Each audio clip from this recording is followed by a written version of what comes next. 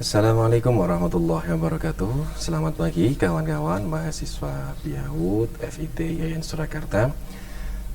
Pada kesempatan pagi hari ini kita akan melanjutkan pembahasan kita, diskusi kita untuk mata kuliah perkembangan sosial emosional anak usia dini.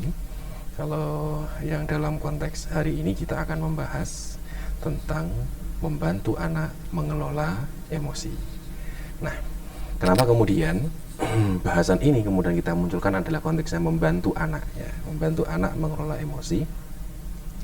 Karena memang sebagaimana sudah kita bahas di bagian paling awal kemarin bahwa keterlibatan orang tua, keterlibatan seorang guru, keterlibatan seorang pendamping bagi anak dalam hal pengembangan beberapa aspek yang ada pada dirinya itu bertujuan untuk meningkatkan kualitas perkembangan aspek tersebut.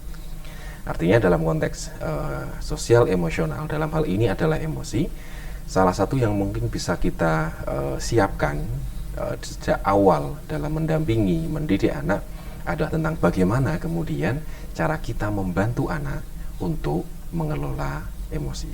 Jadi di pekan sebelumnya kita sudah membahas tentang bagaimana itu kelekatan emosi, tentang bagaimana emosi dan temperamen. Maka hari ini kita lebih spesifik tentang mengelola emosi. Oke, itu ya.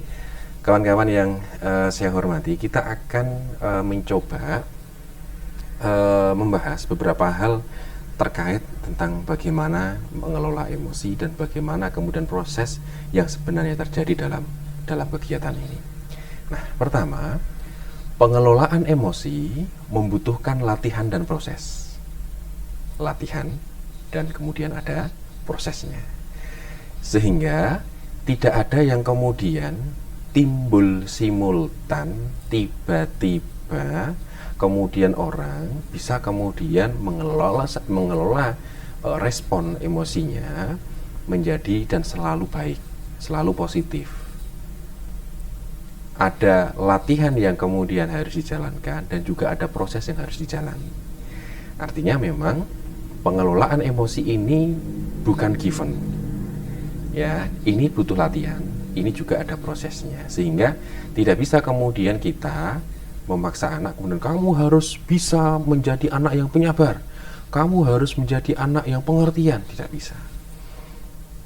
Tidak bisa apa? Nggak bisa tiba-tiba. Karena orang tuanya, gurunya, pendampingnya harus secara intens melatih anak ini untuk tumbuh, kemudian lebih banyak memberikan reaksi positif ketika menghadapi situasi yang ada di sekitarnya. Akhirnya butuh proses yang sangat beragam. Satu anak dengan yang lain tidak bisa kemudian kita samakan. Jika butuh pendekatan yang sifatnya adalah sesuai perkembangan mereka. Itu yang pertama. Yang kedua, dengan mengalami ujian dan tantangan mental, emosi anak semakin terasa dan kuat. Nah, ini kita akan mencoba memahami bahwa berbeda loh perkembangan anak yang tumbuh di lingkungan yang heterogen. Dia terlibat dalam sosialisasi dengan lingkungannya. Dia mengalami dinamika yang beragam dengan lingkungan sekitarnya. Kemudian dibandingkan dengan anak yang mungkin dalam kesehariannya kemudian tumbuh sendirian di dalam rumah atau memang dibatasi pergerakannya di dalam rumah. Sehingga sehingga person yang kemudian lebih banyak mengalami ujian, tantangan dalam konteks mental, ya, atau ujian dan tantangan mental dengan keterlibatan dia dengan lingkungan sekitarnya, emosi akan semakin terasa dan kuat. Anak yang terbiasa menghadapi situasi yang beragam, gonta-ganti, itu anak akan mulai mampu mengidentifikasi, oh, kalau seperti ini saya harus bagaimana ya? Kalau kayak gini nanti saya harus bagaimana ya? Dan sebagainya. Berbeda dengan anak yang mungkin setiap harinya menghadapi situasi itu terus itulah. Seperti terpola. Nah, ini akan berbeda. Sehingga dengan mengalami ujian dan tantangan tersebutlah emosi akan semakin terasa dan kemudian timbul lebih kuat. Sehingga proses pengelolaan pada kondisi anak yang memang berbeda ini, yang memang dengan pola yang berbeda ini, nantinya biasanya akan lebih memberikan pengalaman yang juga berbeda pada kedua anak atau pada kedua person dengan situasi yang berbeda tersebut. Sehingga ujian dan tantangan mental yang dialami itu justru akan semakin mengasah dan menguatkan emosi anak tersebut. Kemudian, ujian dan tantangan dapat terjadi pada peristiwa alami atau rekayasa kejadian. Sehingga dalam konteks ini ada yang alami, ada yang rekayasa. Rekayasa artinya apa?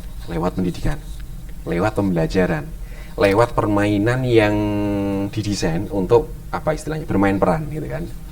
Disitulah anak kemudian akan diminta, kamu mengambil peran menjadi anak yang nanti kalau kepengen sesuatu harus urut, harus tertib, harus antri gitu kan. Ini artinya ini by design. Tapi by design ini atau kegiatan yang didesain ini juga akan memiliki dan memberikan kontribusi yang positif untuk membantu anak kemudian mengalami situasi yang apa ya, yang dihadapi dan bisa jadi itu di luar kebiasaan dia.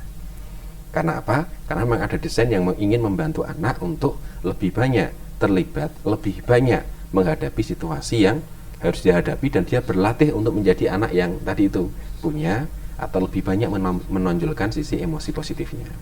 Kalau yang alami jelas, karena yang dihadapi anak setiap hari itu pasti beragam. Ada situasi yang dia kemudian senang sekali, bahagia sekali, sehingga ya responnya ya enjoy gitu kan, bahagia, senang. Tapi pada situasi yang lain, anak kadang menghadapi suasana yang memang berbeda, berat gitu kan, artinya banyak tantangan, banyak hal yang perlu dia siapkan untuk memberikan reaksi atas kejadian tersebut.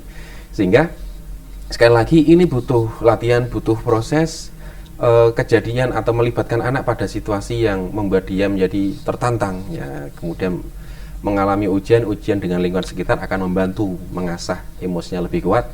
Kemudian tantangan dan ujian yang terjadi ini bisa kemudian mengalami pada sisi yang lain adalah bisa berupa rekayasa kejadian. Nah, disinilah pada porsi ini pendidikan punya posisi yang penting untuk membentuk lingkungan baru, lingkungan yang memang kita desain untuk membantu anak tumbuh kembang dengan masanya atau pada masanya dan sesuai dengan kebutuhannya. Disinilah kita bisa membantu anak mulai mengelola emosinya, baik secara by design kita tata dengan pendidikan, maupun kita pandu dan dampingi dia ketika terlibat kemudian di lingkungan masyarakat secara lebih luas. Itu.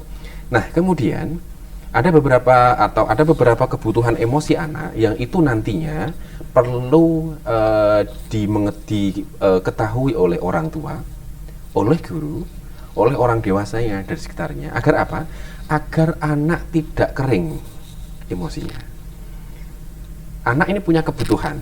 Anak kebutuhan emosi ini yang tentunya karena ini berupa kebutuhan, maka idealnya adalah kemudian difasilitasi, dipenuhi, didukung untuk kemudian membantu anak tumbuh emosinya menjadi lebih baik. Yang pertama apa?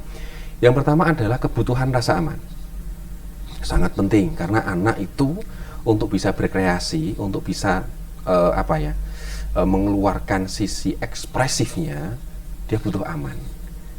Pada kondisi tertekan, anak biasanya akan lebih susah untuk memperlihatkan sisi dia yang seutuhnya, akan sangat terbatas dalam beberapa hal gitu ya. Kemudian yang kedua adalah tentang kebutuhan pengakuan. Ini pentingnya apa? Pentingnya adalah karena anak itu sedang pada fase, pada masa di mana dia itu akan sangat bahagia sekali ketika dia merasa diterima oleh lingkungannya. Bentuk pengakuan ini seperti apa? Tidak harus yang kemudian diberikan hadiah yang wah, enggak.